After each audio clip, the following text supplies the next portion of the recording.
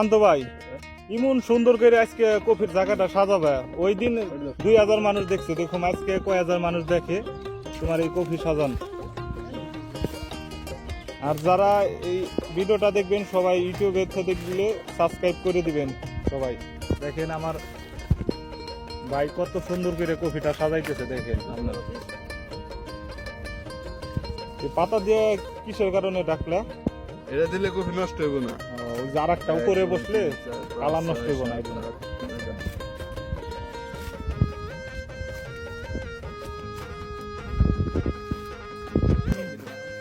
দেখেন ভিউয়ার্স, পাতাগুলো আগে দিয়ে নিচের কফিগুলো ডাকলো, এখন আবার সাইড দিয়ে সুন্দর করে বসাইতেছে। অসাধারণ।